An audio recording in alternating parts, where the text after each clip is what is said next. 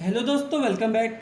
आज की वीडियो में मैं आपको सिविल इंजीनियर के कुछ बेसिक पॉइंट्स बताऊंगा जिसका आपको पता होना बहुत ज़रूरी है। और ये बेसिक पॉइंट्स आपके इंटरव्यू में भी पूछे जाते हैं। अगर आप कंस्ट्रक्शन साइट पे वर्क करवाते हैं या आप इंटरव्यू देने जा रहे हैं तो ये सारे पॉइंट्स आपको ज़रूर पता होना चाहिए। चलिए वो पॉइंट्स क्या है एक एक करके हम जानते हैं। पहला पॉइंट है हमारा कंप्रेसिव स्ट्रेंथ ऑफ ब्रिक कितना होना चाहिए, 7.5 न्यूटन पर एमएम का स्क्वायर। ठीक है, जो ब्रिक की कंप्रेसिव स्ट्रेंथ है वो 7.5 न्यूटन पर एमएम का स्क्वायर है। सेकंड पॉइंट है हमारा वॉल्यूम ऑफ सीमेंट बैग कितना होता है, 1.25 CFT। CFT का मतलब है क्यूबिक फीट।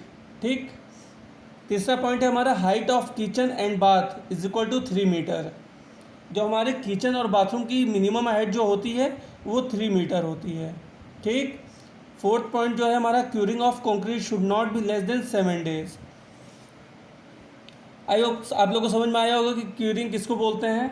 जो हम पानी की तराई करते हैं, जैसे कि जब हम कोई भी कंक्रीट करते हैं या पीसीसी करते हैं या कास्टिंग कुछ भी करते हैं, जैसे कि बीम हो गया, कॉलम हो गया या फुटिंग में कुछ भी काम करते हैं तो उसको हम पानी देते हैं। ठीक है, जैसे पाइप से पानी दिया जाता है उसको क्यूरिंग बोलते हैं। तो curing of concrete should not be less than 7 days, इससे कम नहीं किया जाता है। पांचवा पॉइंट है water absorption should not be less than 50%। ठीक है, तो ये वाटर एब्जॉर्प्शन क्या है, if any material absorb more than 50% water so do not use this material in building construction. ठीक है, अगर उससे ज़्यादा एब्जॉर्ब करता है तो वो बिल्डिंग कंस्ट्रक्शन में यूज़ नहीं होता है। ठीक। अब नेक्स्ट पॉइंट है हमारा electrical conducts should not run in column. जैसे कि हम कोई कॉलम बनाते हैं, जैसे कि हमने ये कॉलम बना लिया। ठीक, ये कॉलम है। अब इस कॉलम के अंदर हम या तो पीवीसी पाइप, इलेक्ट्रिकल पाइप इसके अंदर हम नहीं डाल सकते हैं।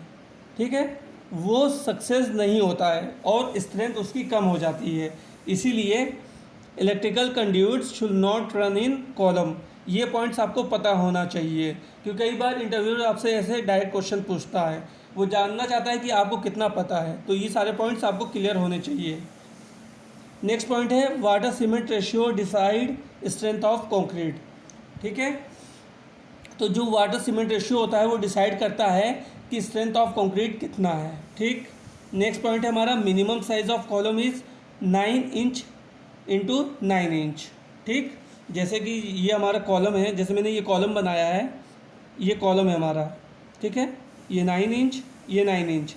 तो कॉलम का जो साइज़ है वो कम से कम 9 इंच बाई 9 इंच होना चाहिए, इससे कम नहीं होना चाहिए।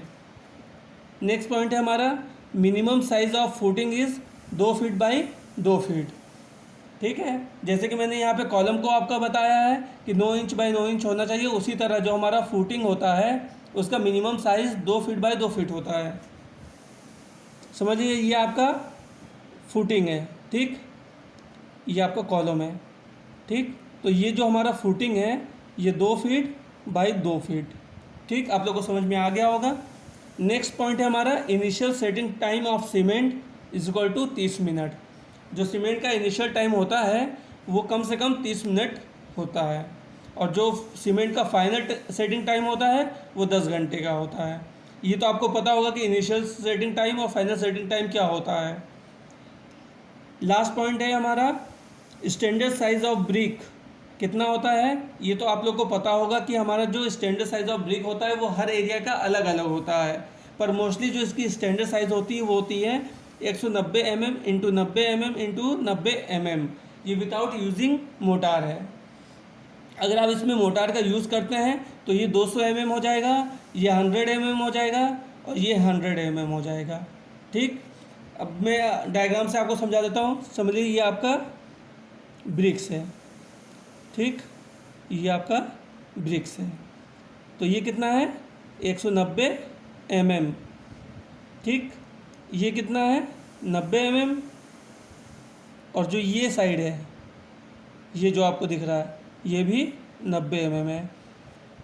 ये विदाउट यूजिंग मोटार है। अगर आप इसमें मोटार यूज़ कर लेंगे तो आपका साइज़ हो जाएगा 200 mm into 100 mm into 100 mm। कई बार इंटरव्यू ऐसा क्वेश्चन पूछता है कि स्टैंडर्ड साइज ऑफ ब्रिक्स कितना होता है। आई होप आप लोग को समझ में आया होगा।